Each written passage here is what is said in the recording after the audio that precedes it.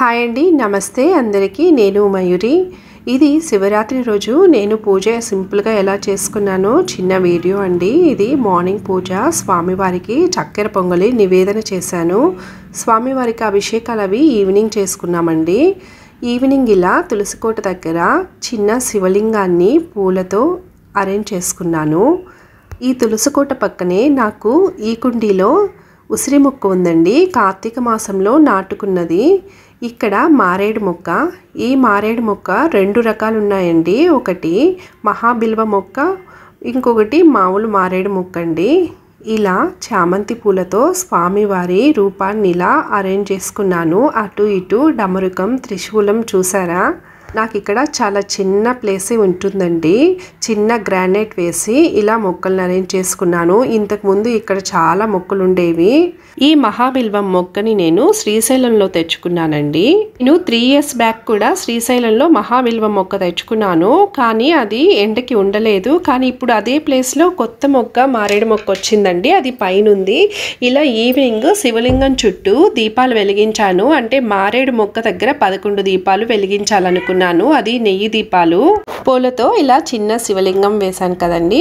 అక్కడ ఒక 10 దీపాలు పెట్టి ఇలా మారేడు మొక్క ఎదురుగా వచ్చేలా ఒక దీపం పెట్టుకున్నాను. ఇక్కడ తులసికోట దగ్గర ఈ దీపం ఉంచాను. ఇది కొత్త ప్రమిద అండి. రిటర్న్ గిఫ్ట్ కింద ఇచ్చారు. అది కొత్తగా ఉంది కదా, యూస్ చేసేదాకా మనకు ఒక యాంగ్జైటీ. అందుకని శివరాత్రి రోజు తులసికోట దగ్గర ఈ దీపాన్ని ఉంచి వెలిగించాను. ఈ తులసికోట కూడా నేను నెల్లూరులో తీసుకోలేదండి. గోదావరి జిల్లాలో పంచరామక్షేత్ర యాత్రకు వెళ్ళాను కదా, అక్కడ తీసుకున్నాను. ఇలా అరేంజ్ చేసుకున్న తర్వాత చూసుకోవడం చాలా తృప్తిగా ఉంటుంది కదండి. ఇలా నాకు బాల్కనీలో స్టాండ్ పెట్టాను. ఓన్లీ ఇండోర్ ప్లాంట్సే ఉంటాయి. అంటే సన్లైట్ కొంచెం తక్కువ వస్తుంది కదా కిందకి. దీపాలు వెలిగించిన తర్వాత ఆ కాంతితో బాల్కనీ అంతా చాలా బ్రైట్ అయిపోయింది. అప్పటికే 6:15, 6:30 అయిపోయిందండి. బయటంతా చీకటిగా ఉంది. దీపాలు చాలా బాగా వెలుగుతున్నాయి. గాలి కూడా ఎక్కువగా లేదండి. ఇంతకుముందు తులసి కోటని నేను ఇంకొక బాల్కనీలో ఉంచుకునేదాన్నండి. అది ఈస్ట్ ఫేసింగ్గా ఉంటుందని. కానీ అక్కడ ఇలా దీపాలు పెట్టి పక్కన వెలిగించడానికి ప్లేస్ ఉండదు. చాలా కంజెస్టెడ్గా ఉండేది. అందుకని తులసి కోటని మార్చిన తర్వాత ఈ కోటని ఇక్కడ పెట్టాను. అలాగే ఈవినింగ్ ఇంట్లో అభిషేకం చేసుకోవడానికి దీపారాధన తర్వాత మొత్తం ఇలా అరేంజ్ చేసుకున్నానండి. ఈ గరిక మన ఇంట్లో మొక్కల్లో ఉన్నదే. గరిక నీటితో కూడా స్వామివారికి అభిషేకం చేద్దామని మారేడు దళం ఒకటే దొరికిందండి. నేను చెట్టుకి కొయ్యలేదు. స్వామివారికి శుద్ధ జలంతో అలాగే గరిక పూచలు ఉన్న నీటితో అలాగే గంధము, కుంకుమ కలిపిన నీటితో అభిషేకం తర్వాత పంచామృతాలతో అభిషేకం చేసుకున్నానండి శివరాత్రి రోజు.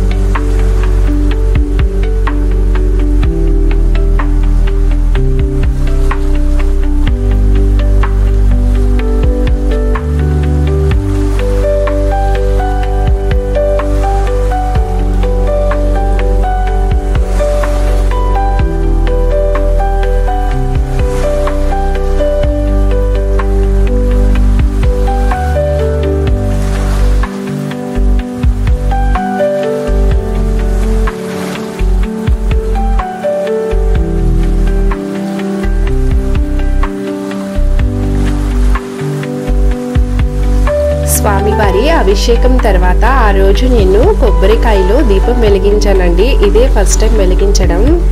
ఇలా 3 ఒత్తులు వేసి వెలిగిస్తే శివరాత్రి రోజు మంచిదని యూట్యూబ్లోనో ఎక్కడో చూశాను. అందుకని వెలిగిద్దామని అనుకున్నాను. ఈరోజు వెలిగించాను. స్వామివారికి అభిషేకము అందరం కలిసి చేశామండి. పాలాభిషేకం పిల్లల చేత కూడా చేయించాను. ఆ తర్వాత అర్చన చేసుకున్నానండి. ఇలా వెండి పుష్పాలతో అర్చన చేసుకున్నాను. శివ అష్టోత్తరం చదువుకున్నాము. నేను చదువుతూ ఉంటే పిల్లలైనా స్వామివారికి పుష్పాలు సమర్పిస్తూ ఉన్నారు. ఇక ఫైనల్గా నా పూజ పూర్తయిందండి. ఏదైతే పంచామృతంతో స్వామివారికి స్నానం చేశామో అదే ప్రసాదంగా అక్కడ పెట్టాను. అలాగే కొబ్బరికాయని మా వారు కొట్టారు. హారతి కూడా ఆయనే ఇచ్చారు. ఇలా సింపుల్గా ఈవినింగ్ అభిషేకం పూజ మాది పూర్తయింది.